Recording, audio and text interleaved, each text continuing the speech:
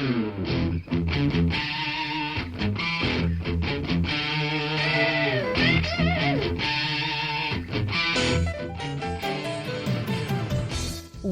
to Thriving Entrepreneur with your host, Steve Kidd, third-generation minister and 30-year business coach. Listen in as amazing, world-changing authors, speakers, and coaches share their struggles and victories. And hear from best-selling authors' insight into how you too can live your life as a thriving entrepreneur. This is Steve. Welcome to Thriving Entrepreneur. Thanks for being with us here today. I really appreciate it. Today is New Year's Eve. Last week, for those of you that were listening live, we were talking about Christmas Eve and all of the excitement that comes around that. New Year's Eve, is such a time for reflection as well as planning. I hope for your sake that you already have some pretty solid plans in place for 2020. It would be a shame if you haven't began planning for 2020 and it's already, depending again on your time zone, here upon us. I really do appreciate, though, that you're spending the time here with us today. I like to, for the most part, keep the New Year's Day or right before New Year's shows kind of for myself.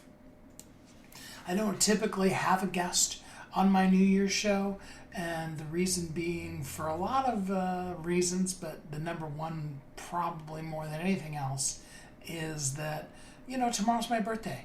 Maya and I are birthday partners. I think I actually had Maya on as a special guest one time. I've actually had a few New Year's shows that I did have guests.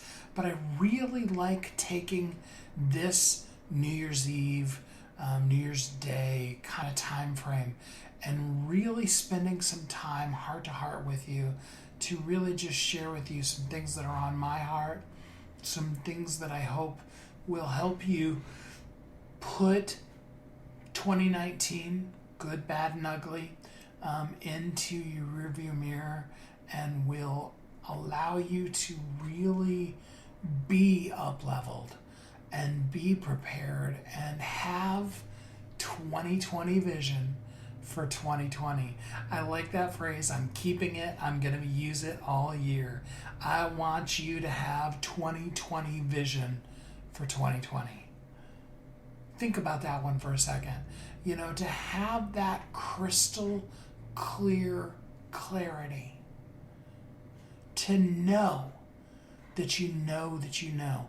How many of us find ourselves suffering from unknowing, from lack of clarity, from questioning? Do you question yourself? I'll admit it. I question myself. And that's not necessarily wrong. I think it's good to keep ourselves in check. But I think it also, and you've heard me say this one before, we need to be the first one to like our Facebook post. In fact, we need to be the first one to heart our Facebook post. That might be my new thing for 2020, is that I'm going to put a heart on all my Facebook posts rather than just liking them. We really need to fall in love with ourselves. We need to fall in love with our purpose and our vision. We want the future to be enormous. I shared on Facebook Live, and I think I may have even shared it here on the show since, but I had an epiphany when I was doing a Facebook Live one day. Or maybe it was here on the show, I don't remember. Anyway, I had an epiphany that, when it comes to the race of life, we get to the end. All of us knows what the end means. Crossing that tape is that final transition from our earth suit, I love that phrase that one of our pastors used to use, to our spirit being free from this earth suit and from living in this mortal realm to living in the immortal, in the eternal. There's that moment when we cross that threshold, when we puff our chest out and break the tape. Because here's the thing, it does not matter who you are, what you've done, good or bad. When it comes to the race of your life, when you get to the end, you will be the only person crossing that finish line. Nobody can come with you. All of the people that we so easily blame for our situations, for our life being the way that it is, all the people that we use as our sexy excuse, there you go, that's a good way of putting it. None of those people are going to stand next to us on Judgment Day, if you want to go there. But I'm not even really talking about that next moment after you cross the line and any form of answering for your previous life.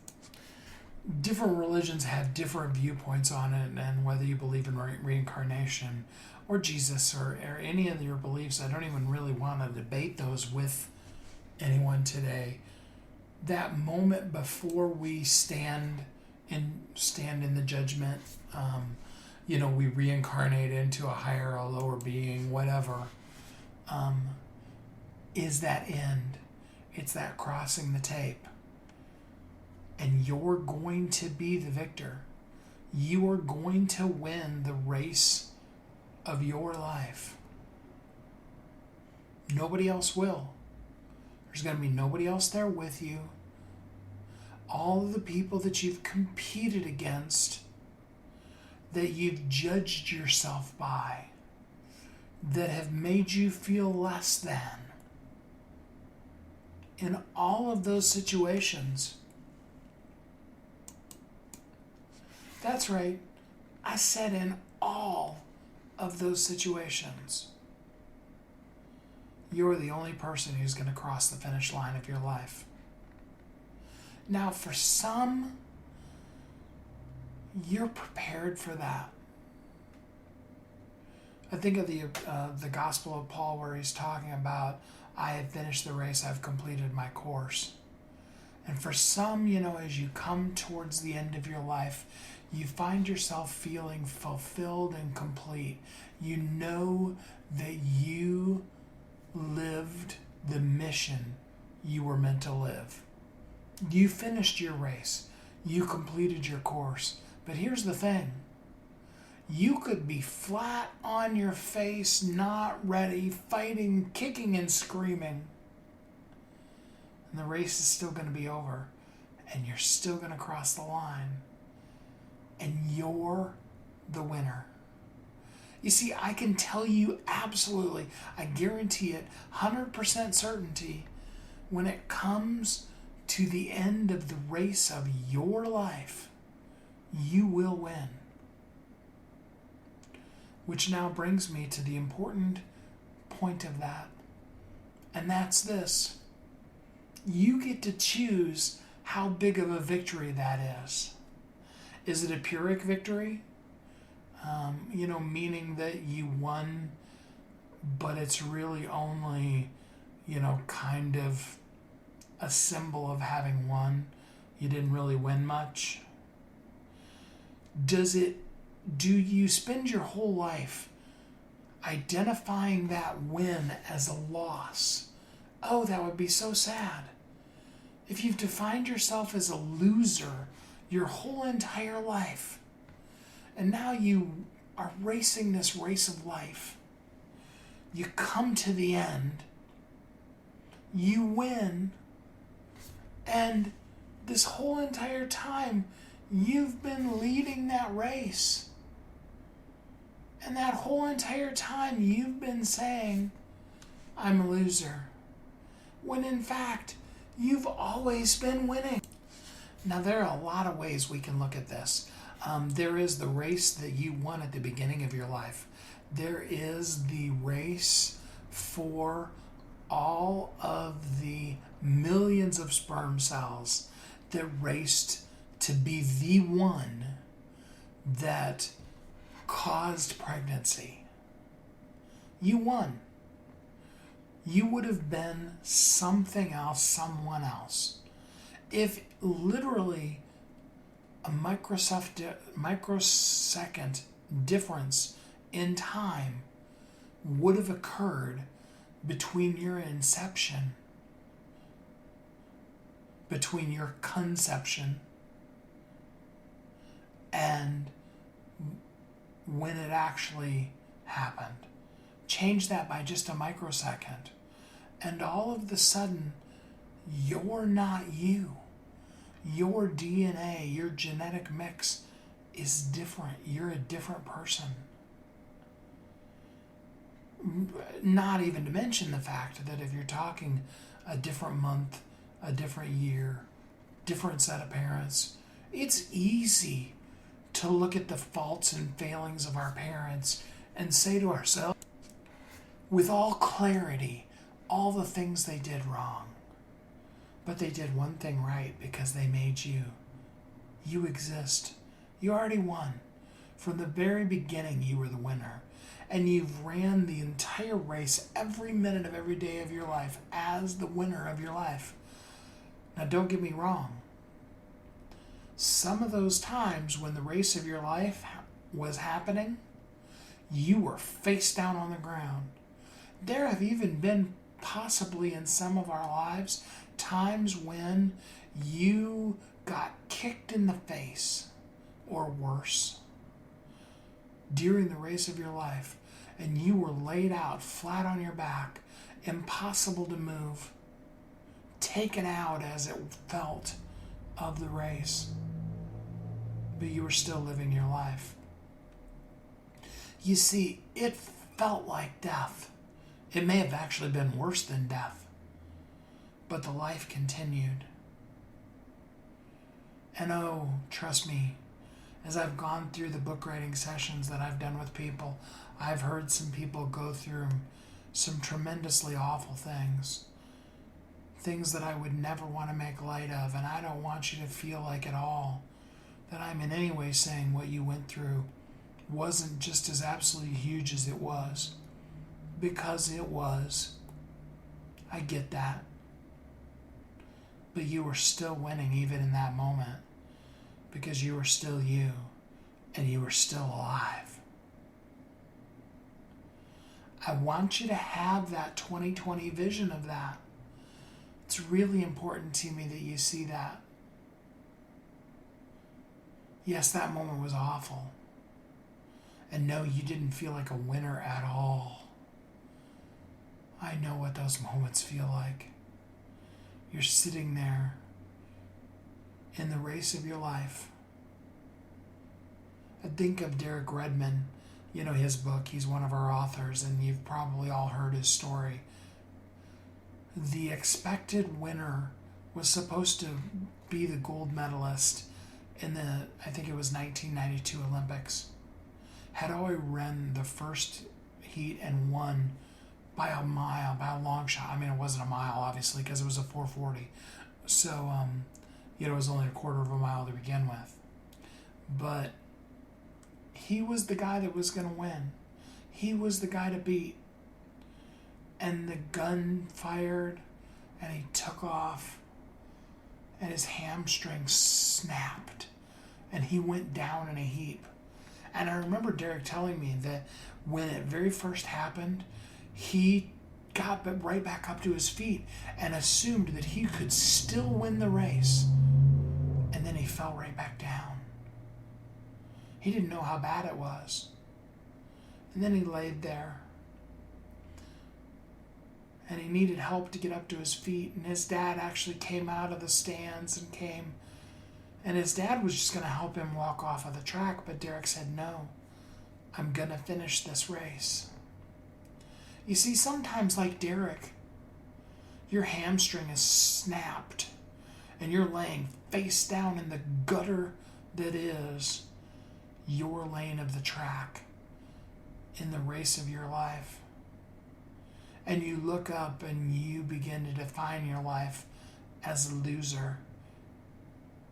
You see other people cross the tape of their life doing things you only dreamt of doing. And so therefore, your reality becomes that you're not good enough. And that was never true.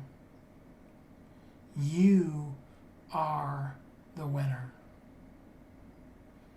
In this particular segment of today's episode, I want you to get 2020 vision on the clarity that when you come to the end of the race, you're the winner. So now you get to choose. How big of a victory is that?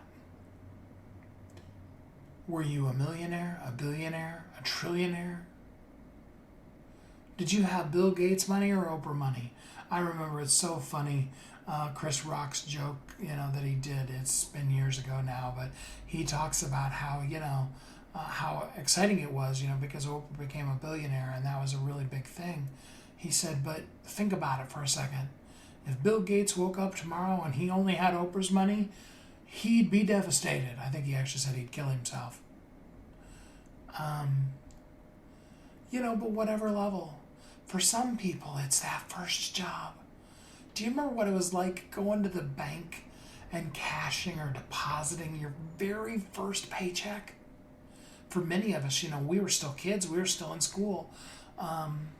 And aside from the fact that, I did a sales door-to-door starting at 5, and that was pretty cool too. I took that bag of cards and napkins out and came back with an empty bag and a pocket full of money, and I was hooked. But I remember we moved to a new church in Eden, Indiana. Look it up on a map. It's a huge city.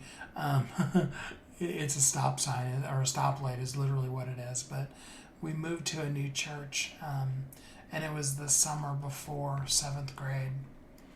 And I found out that there was the opportunity. My older brother Bob and I, we both ended up doing what's called detasseling corn.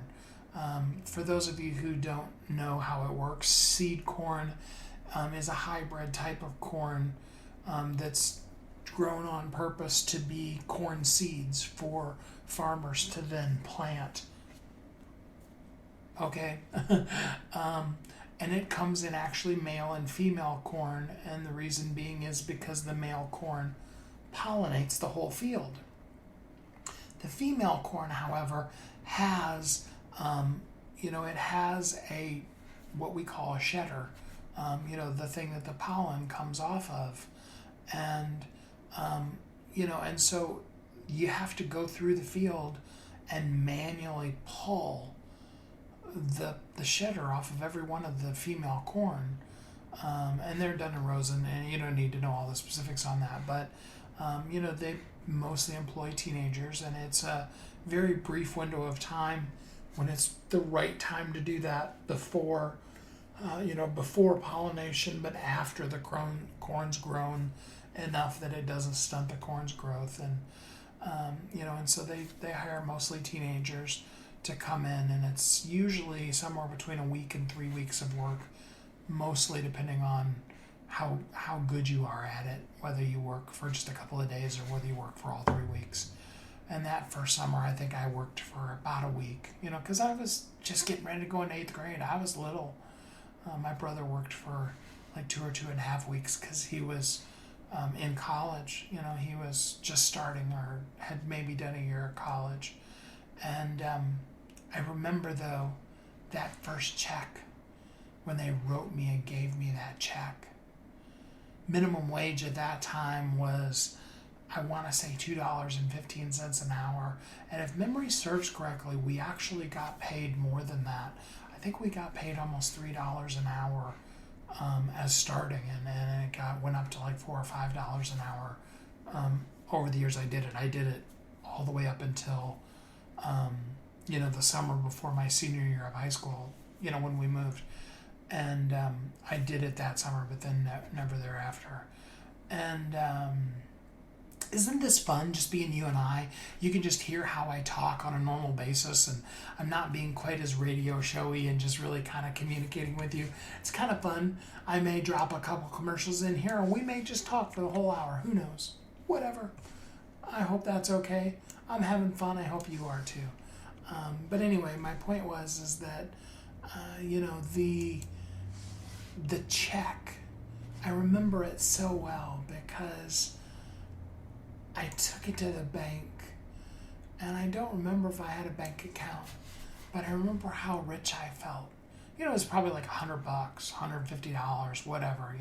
It's a lot of money when you're just however old. How old are people getting ready to go into 8th grade? I don't remember. It was so exciting. Do you remember that feeling? That first check? I remember it so well. And at that point in your life, you feel like you're on cloud nine. You're the victor. You're the winner.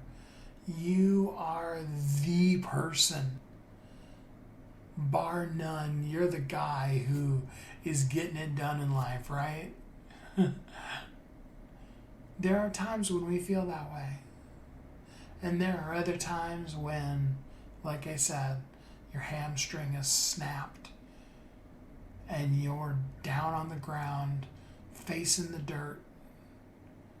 It feels like your whole life is over and everything you've ever planned for has been taken away from you and you're a loser. But it's not true. Just like you felt when you had that first check in hand, or maybe how you felt that day when you got hired for your very first job, or when you got your first car, or on your wedding day, or when your first child was born, or all those big moments, whichever one pops out in your head. The way you felt right then, that level of winner, you were always that kind of winner. You still are. I want you to have that 2020 vision of just how much of a winner you are. Because you are. You're the best. You are so amazing. If you ever really gave yourself credit for how incredible you are, if you saw you the way that God sees you, the way that people around you are in awe of you, I wish for each of you that you can have the experience of feeling what it feels like when you're a parent and you have about usually right around 18 months to 2 years old enough that they can comprehend and talk, but where the world is still amazing and wonderful. I hope you have had that experience or one like it, where somebody looked at you in that awe of, and for a little kid it was because you did something amazing, like you got a can out of the high cupboard, or something, you walked all the way across the room without anybody helping you. It's those kind of things, that sense of awe. That's how we all feel about you. You're amazing. I hope you know it. If you don't know it, let me tell you again. You're amazing. You really are. I have decided I am going to take a quick commercial break here, give you a second to breathe after all of that, and then we're going to come back with more 2020 vision for 2020 here on Thriving Entrepreneur. You've heard Kathy and I talk about it. You've seen the workshops. You have watched as others of your friends have become a best-selling author, and now it's your turn. Let me ask you this. What would being a best-selling author do for your business?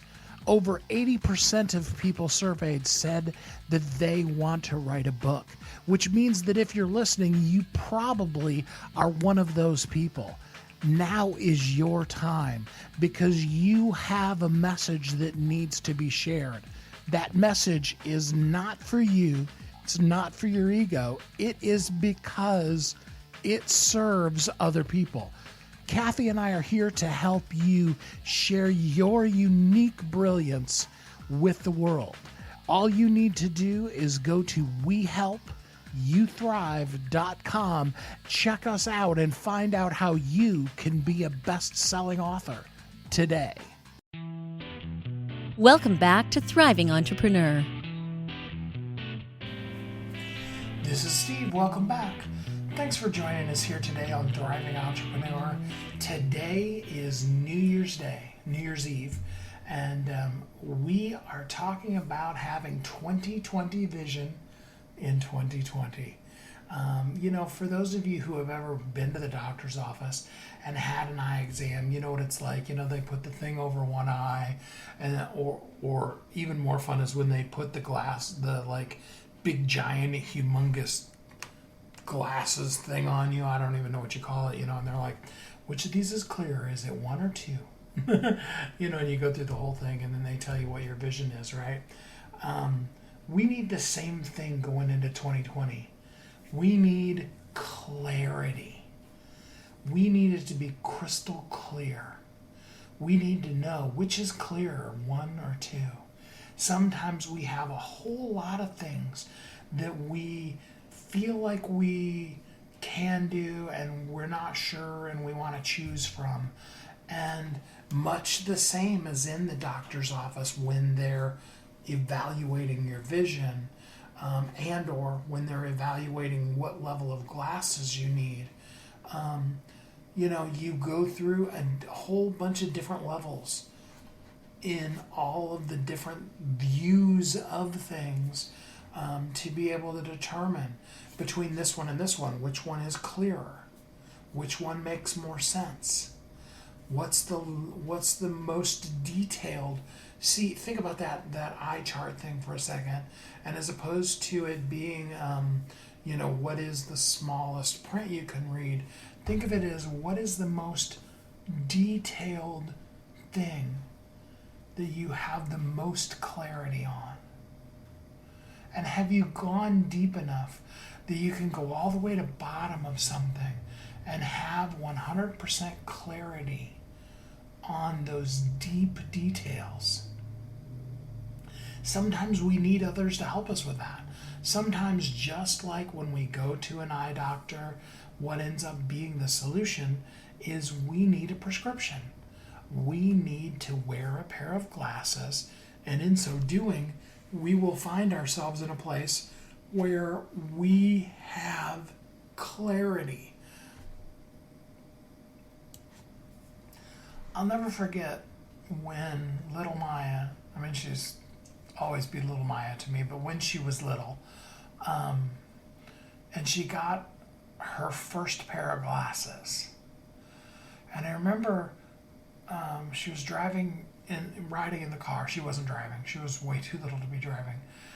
She was riding in the car wearing her glasses, and she looked out the window and she said, "Trees do have leaves on them. I've heard people talking about it, but every time I've ever looked at a tree, it just looked like a green mass of blur." Now, on the one hand, that was very heartbreaking for us as parents, and it's hard not to judge yourself and be like, oh, what a horrible parent I am, as opposed to being like, see, that's why I took the child and got, we never go that way, right? We just start beating ourselves up. But the reason why I bring that up is not to bring you down for the sad moment, or even bring you up from how cute Maya is and always was, but it's that level of clarity when for the first time you can look out the window and see the details of the leaves that are on the tree. You don't just see that there's a tree. There isn't just a green blob over top of a brownish blob, but rather it is this straight stick that goes up in the air and has these detailed green leaves on them. And you can see them clearly, and you can begin to identify the different shapes between the different types of trees because you can now see the detail of the leaves. Clarity does that same thing for us. When we get 20/20 vision on what we're really supposed to do, then we have the ability to be just that level of clear. we can look at the whole entire forest and we can see with granular detail the tree that we're meant to serve. What kind of bark does it have? How tall is it? What shape and color are its leaves? Does it have leaves or does it have needles? I mean, some of us have been through some stuff. And when you get close to us, you find that the things hanging from our branches aren't so much leaves as they're needles, right? And that's okay. Because maybe you had needles too. And you had to learn how to deal with those things in life that made you spiky. And learn how to be approachable. What a great book that would be. How to go from spiky to approachable. A Porcupine's Guide to Love. Ooh, one of my people who is a love coach or somebody like that, write that book for us. That's awesome. I'll be glad to help you with that. That is so exciting. It's those kind of things. And when you get that clarity, it should just light you up. I was talking a couple weeks ago and I told you about the fact that I just had one day where I had clarity on what my next book was going to be. The book's title, Clarity is Powerful, which I'm working on the editing version of now, but the actual writing part of the book, because what I do is help people go through an interview process, and over the course of about an hour to an hour and a half, we can get all the content for your book. I did it for myself. I was clear what I needed to do, and out of that clarity came inspiration. I sat down at my computer, turned on a recording device. If you've never used it, Google's speech-to-text works really well. Now, I will tell you that you have to learn the quirkiness of telling it to put a period in and start new sentences. And what I'd actually encourage you to do is to not do that at all. Free form, speak the whole thing. And then whether it be yourself or an assistant or somebody that's good at grammar, have them go back through and put in the punctuation and spelling. Don't try to live on both sides of your brain simultaneously. Creativeness and editing and things like that. Well, for most people, editing exists on opposite sides of the brain. I say that because really there can be some creativeness that comes into editing too, but that's a whole different discussion for some other time. The point being is that out of that clarity, in that same hour and a half that I would do with you, I wrote an entire book. Because from clarity comes inspiration. When you have that 20/20 vision on what it is that you're supposed to do, on what it is that you want to say, on who you need to serve. Ooh, let that one sink in for a minute. Who you need to serve. Not who's going to pay you, not who has the most money, not what's the widest demographic, not how can I make this thing appealing to everybody in the whole wide world, but who's that one person that you need to serve. Ooh, when you get that level of clarity, oh man.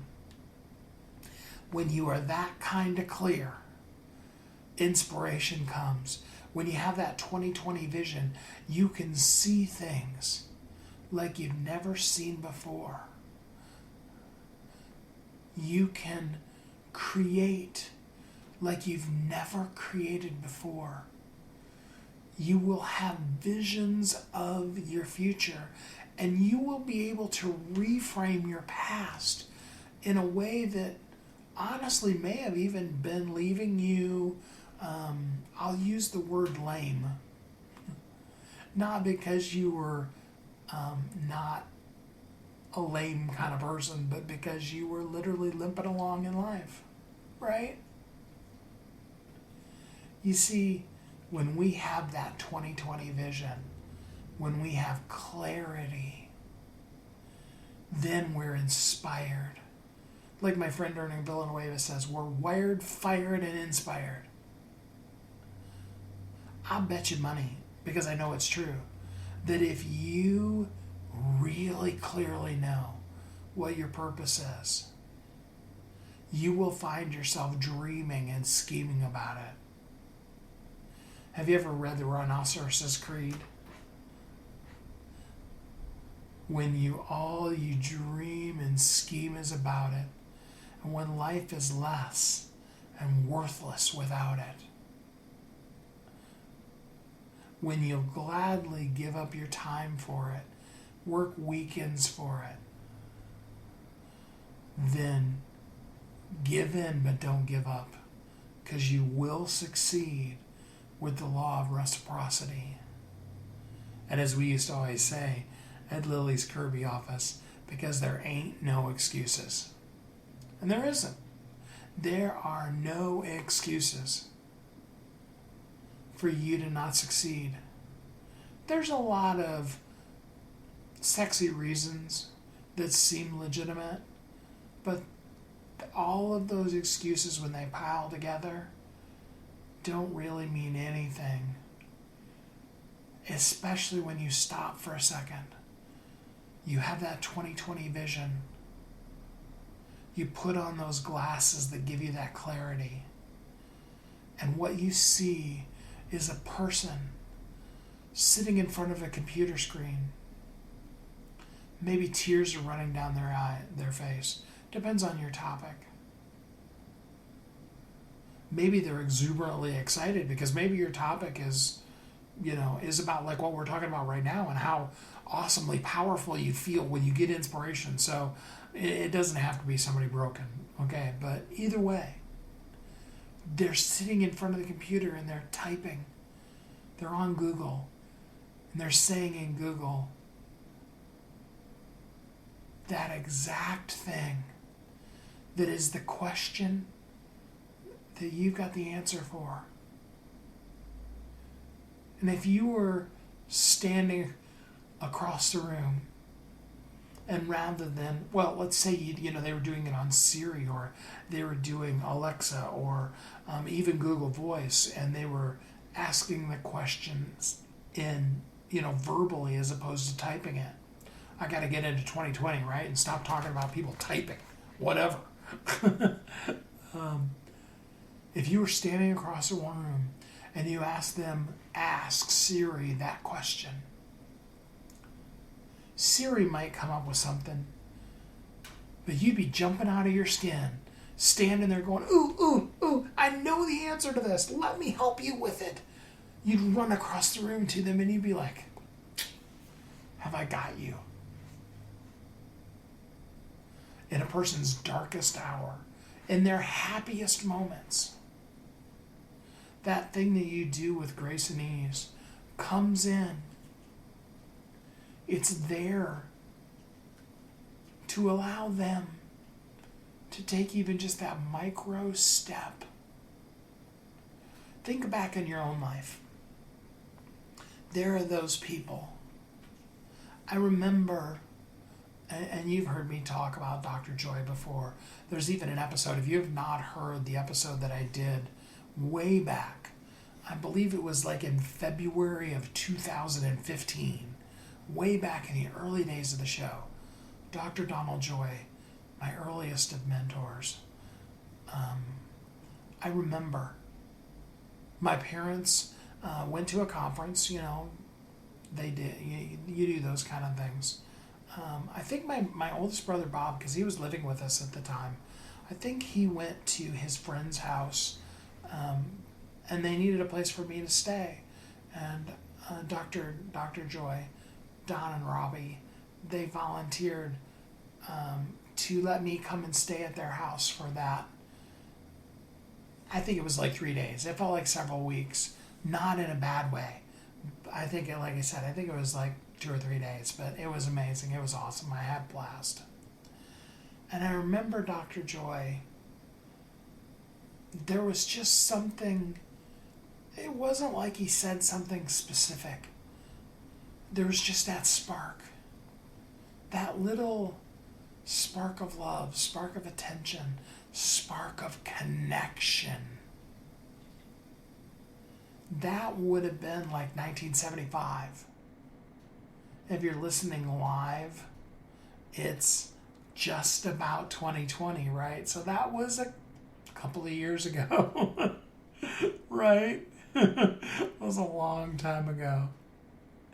And throughout all of my life, there have been times when, I've reached back out to Dr. Joy, and he's always been there for me. Wrote the foreword for my book that, is now coming out in sections as a 10-book series. And I know each of us has people like that. We could all go through our lives and we could call out different people that just in that moment they were the person, and our souls, our spirits connected. I'm going to try not to cry here, but I will never forget my best friend in the whole world, Ron Lewis. I know sometimes Linda, his wife, still listens to the show. And if, Linda, you're listening, I think you're in a place where you can get through without crying, but Ron and I were brothers. From the moment we first met until the last second of his life, we were connected. Ron and I could go for literally a decade without talking. Ron lived back in Michigan, and by this time, I lived on the West Coast. Ron's health really failed him at the end. And I'm so sorry to hear from Linda some of the things that she had to endure because of it, and the stuff he went through at the end of his life. But our spirits were connected.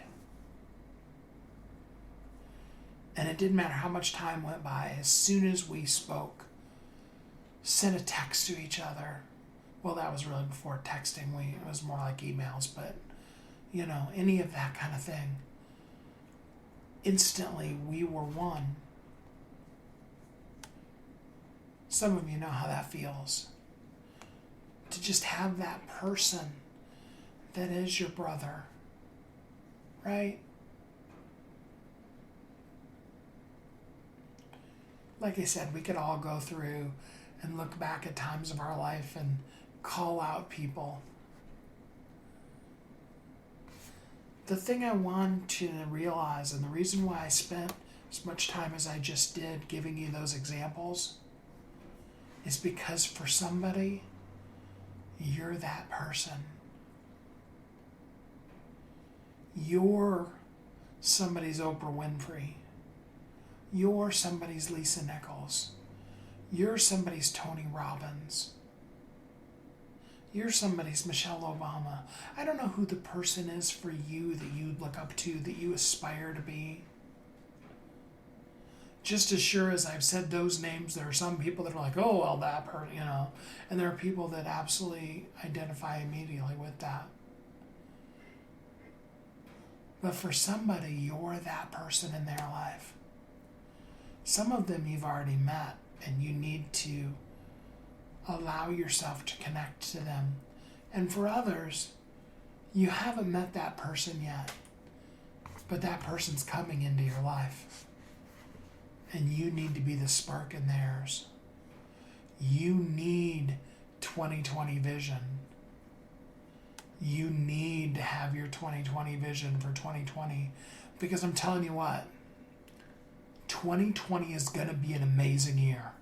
If it isn't an amazing year for you, it's because you didn't prepare for it.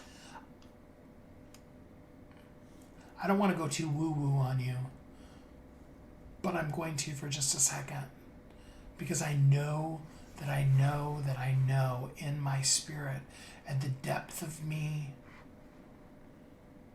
that 2020 has in store amazing things.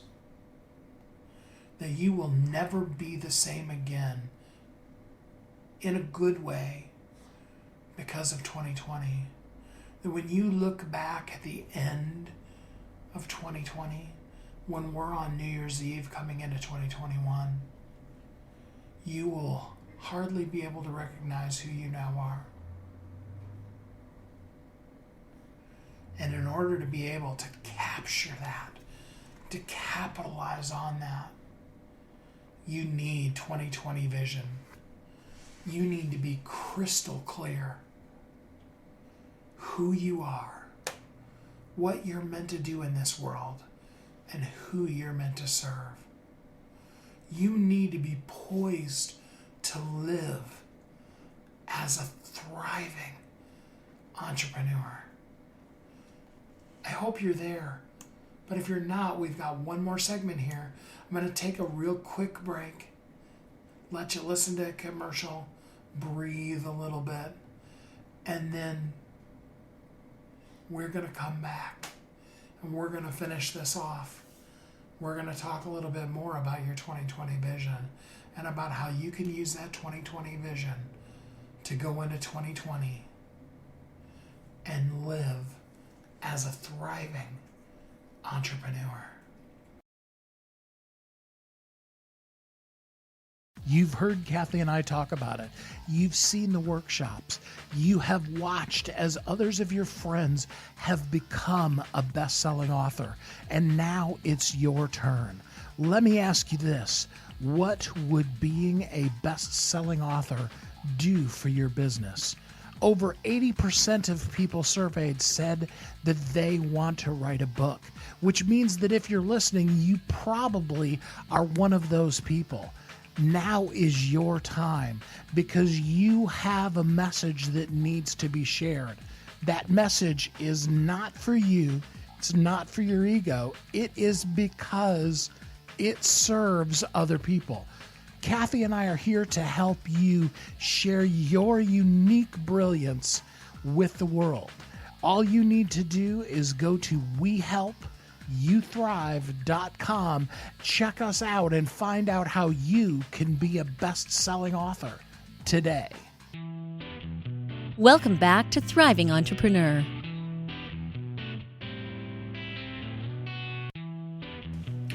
This is Steve. Welcome back. Thanks for listening to Thriving Entrepreneur today. I appreciate you spending some time here on this holiday with me as I pour into you, as I just really help you get your 2020 vision for 2020. You need that crystal clarity of who you are, what you're meant to do, and most importantly, who you're meant to serve. So how do we get that 2020 vision?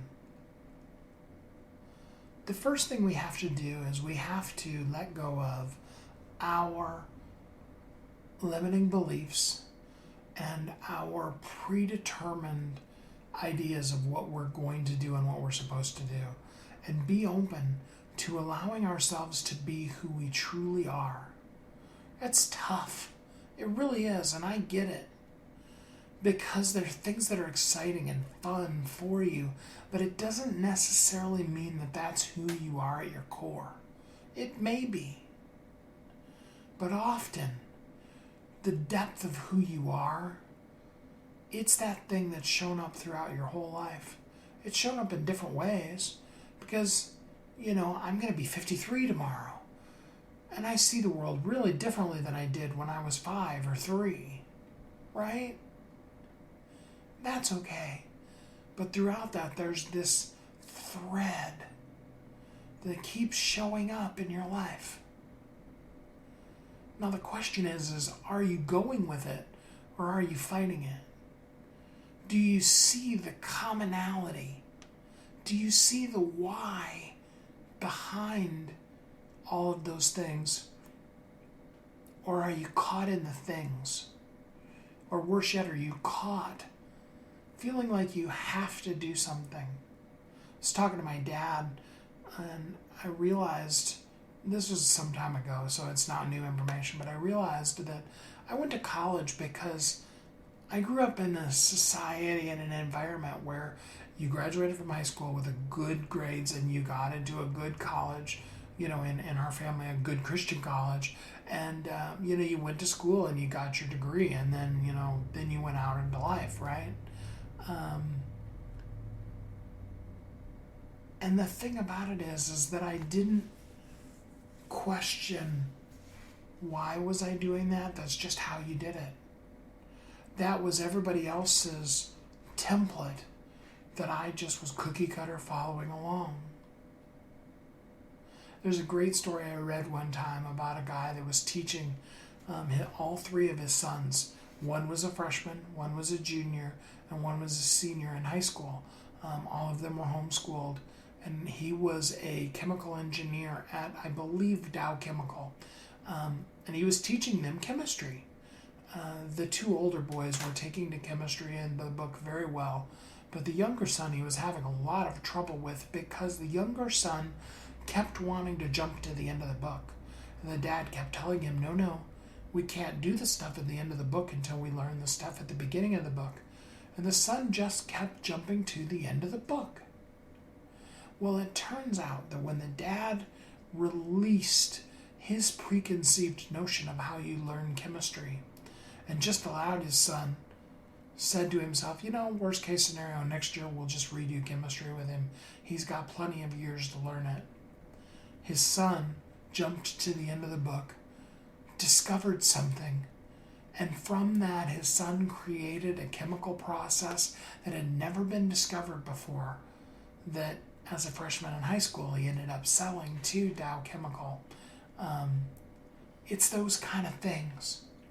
Who we are shows up everywhere. It's everybody else's templates that keep trying to hold us down into this thing that we're supposed to do. So I want you to be clear.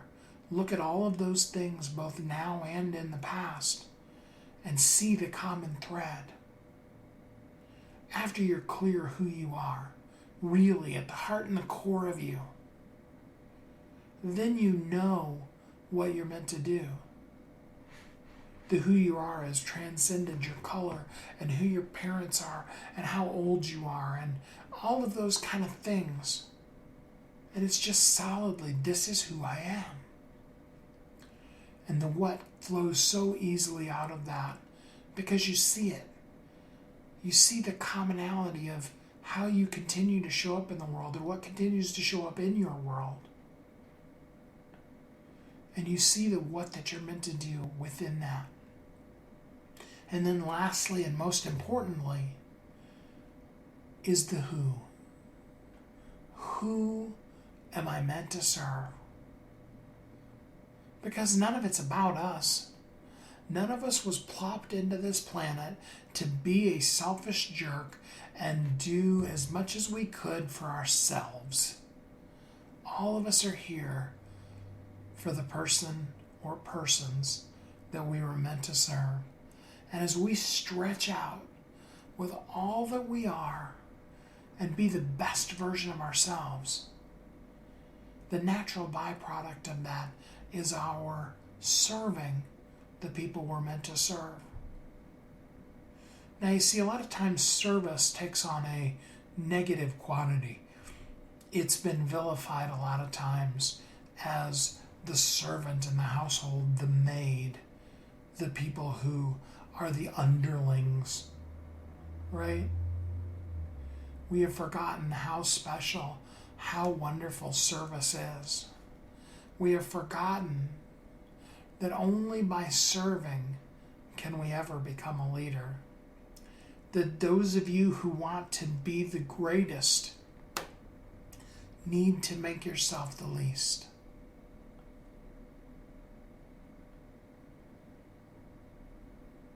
Let that sink in.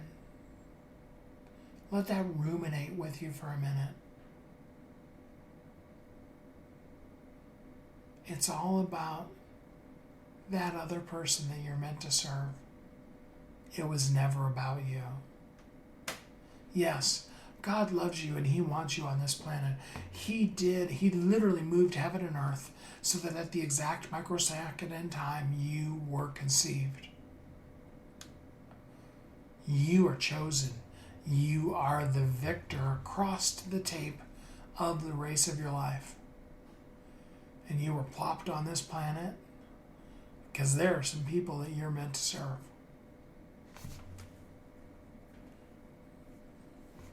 It may be from lots and lots of money coming in so that lots and lots of money can come out.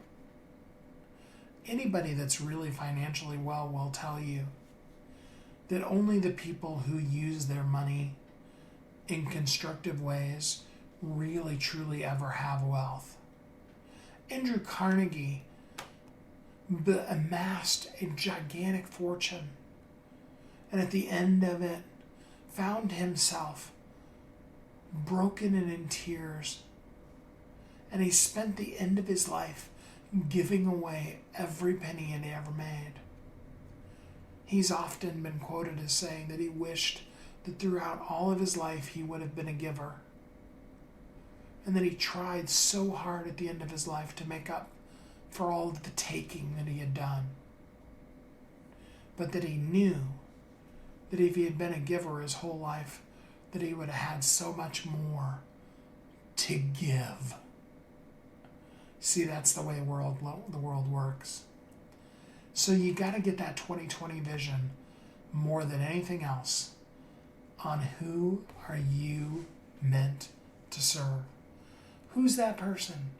Who's that person saying, hey Google,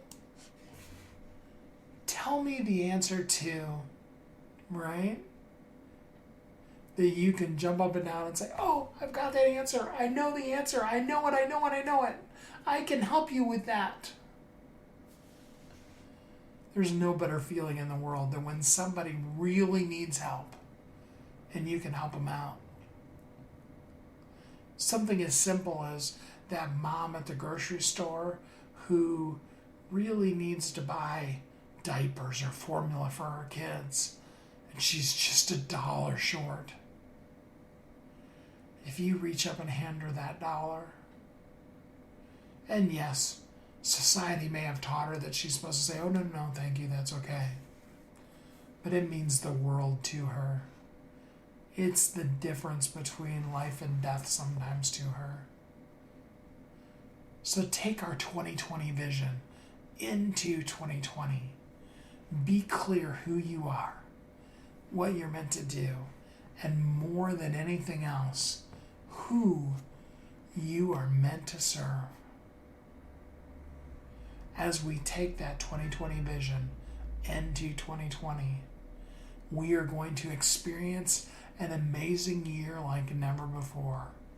I've been telling you for more than 5 years now that you are uniquely brilliant. You were created for a purpose, and the world needs you.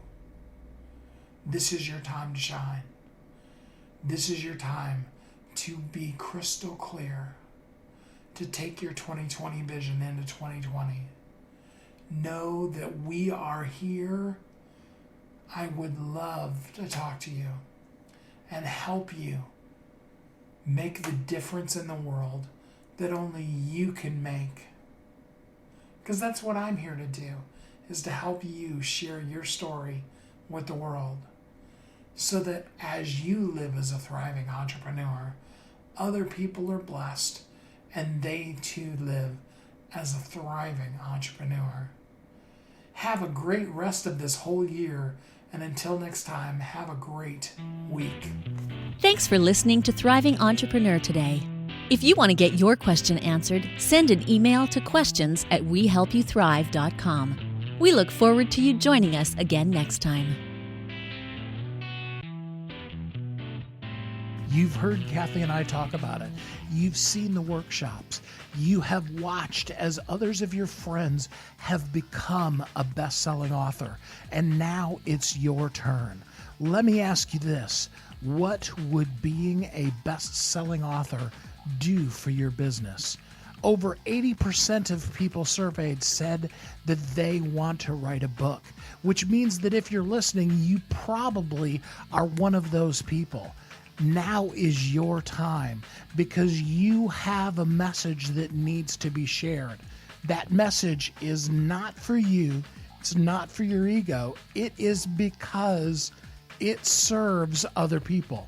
Kathy and I are here to help you share your unique brilliance with the world.